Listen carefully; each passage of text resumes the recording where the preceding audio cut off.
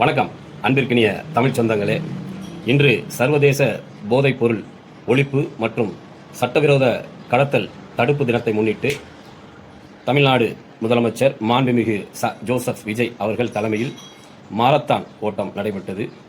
அதே நேரத்தில் விழிப்புணர்வுக்காக இந்த மாரத்தான் நடைபெற்றாலும் தலைவர் தளபதியின் தமிழ்நாடு முதலமைச்சர் அவர்களின் ஒற்றை நோக்கம் இந்த போதை வஸ்துக்களை துடைத்தெறிய பெற வேண்டும். தமிழ்நாட்டில் போதை வஸ்து நடமாட்டமே கிடையாது என்ற அளவிலே உலக நாடுகள் பாராட்டப்பட வேண்டும்.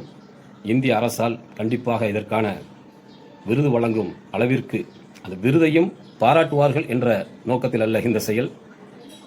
நான் தமிழ்நாட்டு முதலமைச்சராக வந்திருக்கிறேன். இந்த தமிழ்நாட்டில் வேலை வாய்ப்பு இல்லாமல், படித்துவிட்டு வேலை வாய்ப்பு இல்லாமல் இளைஞர்கள் பெரும்பான்மையினர் இந்த போதை வஸ்துக்களால் சட்டவிரோத செயல்களில், அதாவது தெரிந்தோ தெரியாமலோ அந்த செயல்களில் ஈடுபட்டு அவர்களுடைய வாழ்க்கையை தொலைத்து வருகிறார்கள்.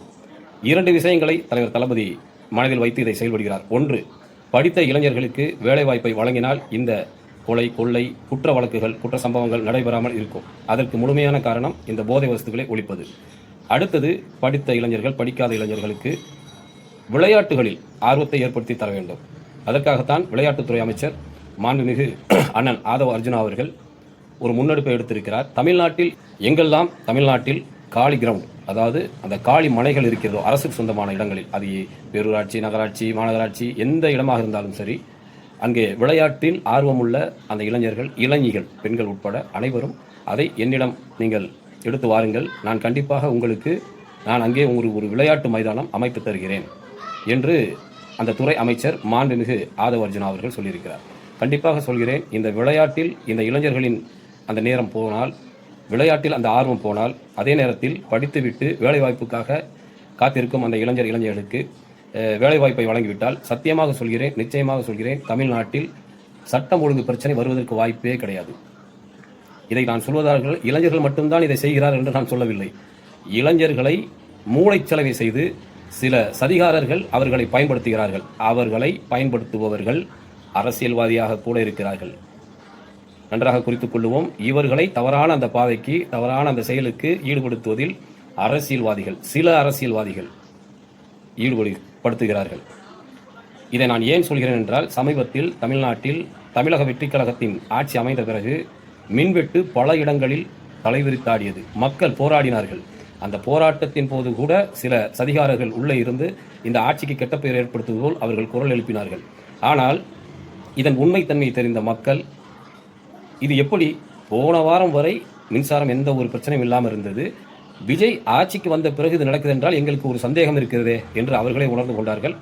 இப்பொழுது அதில் ஒரு வீடியோ கூட, ஆவடி அருகே 2 சிறுவர்கள் அந்த ஒரு இடத்தில் அந்த மின் ஃப்ளக் என்று சொல்வார்கள், அதை புடுங்கி எடுத்து செல்கிறார்கள். அப்பொழுது என்ன தெரிகிறது? இவர்களை அந்த சதிகாரர்கள் பயன்படுத்துகிறார்கள். ஆக இது போன்ற செயல்களை அவர்கள் ஈடுபடாமல் இருப்பதற்கு அரசியல் எதற்கானது? அரசியல் தலைவர்கள், முன்னாடி இருந்த அரசியல் தலைவர்கள் எதற்காக இளைஞர்களை பயன்படுத்தினார்கள் என்பதை மிக மிக கவனத்தோடு அவர்களை நல்வழிப்படுத்த வேண்டும். அவர்களுக்கான கல்வியை கொடுக்க வேண்டும், அவர்களுக்கான வேலை வாய்ப்பை கொடுக்க வேண்டும், அவர்களுக்கான வாழ்வியலில் உள்ள அந்த ஒழுக்கத்தை கற்றுக் கொடுக்க வேண்டும் என்ற ஒற்றை நோக்கத்தோடு ஒரு குருவாக இங்கே களமிறங்கியிருக்கிறார் தமிழக வெற்றிக் கழகத்தின் தலைவர், தமிழ்நாட்டின் நிரந்தர முதலமைச்சர் அவர்கள். ஆக இந்த அருமையான தருணத்தை, இந்த ஒரு நல்லதொரு வாய்ப்பை தமிழ்நாட்டு மக்கள்கள் அதை பயன்படுத்த தயாராகிவிட்டார்கள். கண்டிப்பாக சொல்கிறேன், இந்த ஆட்சி முடிவதற்குள், அதாவது 5 ஆண்டு காலம் முடிவதற்குள்ளாகவே தமிழ்நாட்டில், இதை நான் ஒவ்வொரு இடத்திலும் சொல்லி வருகிறேன், தமிழ்நாட்டில் ஒரு இடத்தில் கூட ஒரு சொட்டு மது வாடை இல்லாமல் செய்து விடுவார் நம் முதல்வர் அவர்கள். நான் ஏற்கனவே 2 நாட்கள் முன்பு போட்ட வீடியோவில் நான் சொல்லியிருப்பேன். அதாவது இந்த மின்சார துறை சம்பந்தமாக பல துறைகளில் காலி இடங்கள் நிரப்பப்படாமல் இருக்கிறது. படித்த இளைஞர்கள் வேலைவாய்ப்பு இல்லாமல் இருக்கிறார்கள், ஆண் பெண் நிறைய பேர். அவர்களுக்கு அந்த வேலைவாய்ப்பை நாம் உருவாக்கி கொடுக்க வேண்டும் என்ற ஒரே லட்சியத்தில், நேர்கோட்டில் தலைவர் பயணிக்கிறார், தமிழ்நாடு முதலமைச்சர் பயணிக்கிறார். அதற்காக தான் 15,000க்கு மேற்பட்ட அந்த காலி பணியிடங்களை மின்சாரத்துறையில் முதல் கட்டமாக 383, மொத்தமாக ஒரு 400 பேர் உதவி பொறியாளர்களை அவர்களுக்கு பணி ஆணையை அந்த 400 பேருக்கும் நேரடியாகவே தனது கைப்பட வழங்கியிருக்கிறார் தமிழ்நாட்டின் முதலமைச்சர். ஆக இது போன்ற ஒரு செயல்களை செய்யக்கூடிய மக்களுக்கு என்ன தேவை, மக்கள் மகிழ்ச்சிக்கு என்ன தேவை, குழந்தைகளின் வளர்ச்சிக்கு அவருடைய மகிழ்ச்சிக்கு என்ன தேவை, இந்த நாட்டின் வளர்ச்சிக்கு என்ன தேவை என்கின்ற அளவிலே யோசிக்கக்கூடிய ஒரு நல்ல முதலமைச்சர், ஆரோக்கியமான அரசியலை செய்யக்கூடிய ஒரு முதலமைச்சர் நமக்கு கிடைத்திருக்கிறார். கண்டிப்பாக நான் சொல்கிறேன், இந்த போதை ஒழிப்பு தினத்தில் சர்வதேச அளவிலே கொண்டு செல்லப்பட்டு கண்டிப்பாக இந்த போதை ஒழிப்பு உண்மையிலேயே முழுமை பெறுவதற்கு மக்களும் இதற்கு நீங்கள் ஒத்துழைக்க வேண்டும். அதே போன்று சிறிய சிறிய கடைகளில் ஒரு பெரிய கடையில் அளவில் இந்த போதை வஸ்துக்கள் விற்கப்படும் என்ற பொழுது அதை நீங்கள் எந்த கடையில் விற்கிறார்கள், அதை ஏன் அவர்கள் விற்கிறார்கள் என்ற அளவில் அவர்களுக்கு அறிவுரை கூறி அடுத்த முறை அவர்கள் விற்காதவாறு செய்ய வேண்டும். முதல் வாய்ப்பு. தொடர்ந்து அவர்கள் விற்கும் பட்சத்தில் நீங்கள் தைரியமாக நீங்கள் அதை காவல்துறை வசம் சொல்லலாம். அவர்களுக்கு நீங்கள் அதை சொல்லி அந்த நடவடிக்கை எடுக்க வைக்க வேண்டும். காரணம் என்னவென்றால், இளைஞர்களை பாழாக்குவது இந்த போதை வஸ்துக்கள் தான். இதை நாம் தமிழ்நாட்டில் முடிந்த அளவு 100% முடியாவிட்டாலும் ஒரு 60, 70, 80% முடிக்க வேண்டும். அதை முடித்து விட வேண்டும். தலைவரை பொறுத்த வரைக்கும் பண்ணார் பார்த்தீங்களா, அதே மாதிரி முடிச்சிடணும்.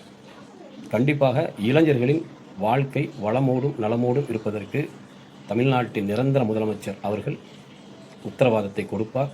அவர்களுக்கான வாழ்வியலை, வாழ்க்கையை, வேலைவாய்ப்பை, கல்வியை, ஒழுக்கத்தை கற்றுக் கொடுக்கக்கூடிய ஒரு ஆசிரியராக, ஒரு குருவாக தமிழ்நாட்டுக்கு கிடைத்திருக்கிறார் நம் தளபதி தலைவர் ஜோசப் விஜய் அவர்கள். இந்த முதல்வருக்கு உங்களுடைய ஒத்துழைப்பை கொடுங்கள்.